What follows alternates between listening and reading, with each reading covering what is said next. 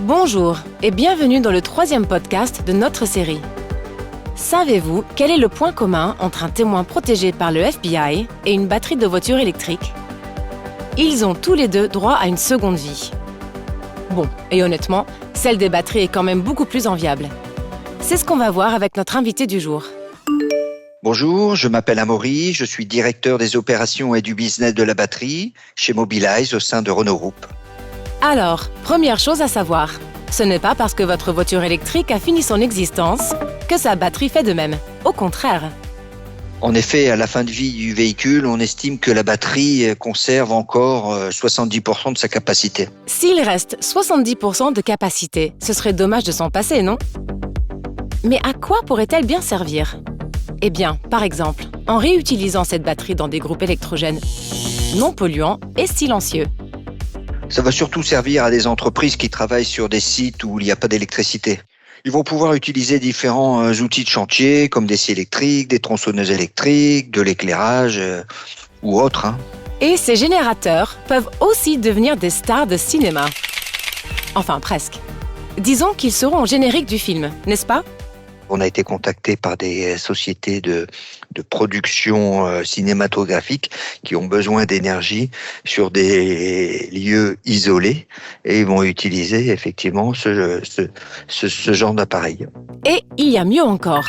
Alors, il existe d'autres applications qui font appel à la seconde vie des batteries. C'est notamment le stockage stationnaire. Vous pouvez imaginer des containers qui peuvent stocker jusqu'à 48 batteries de seconde vie.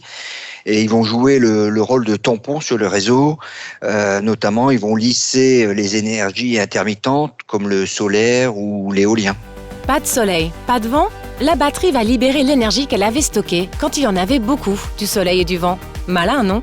Mais avant d'offrir une deuxième vie à ces batteries, il faut bien les récupérer.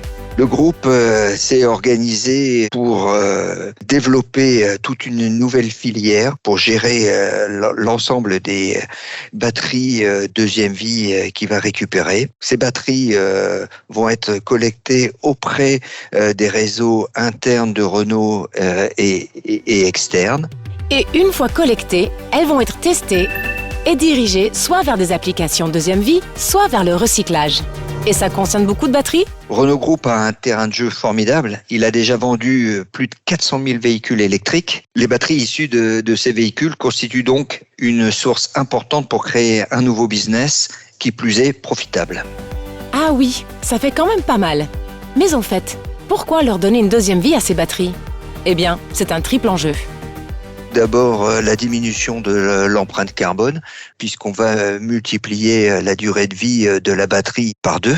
Le deuxième enjeu, c'est l'enjeu financier. On va créer des revenus supplémentaires grâce au système que l'on va développer à partir de la batterie deuxième vie. Le troisième enjeu, c'est le Made in France, avec la mise en place d'un centre d'expertise et de reconditionnement à Flins.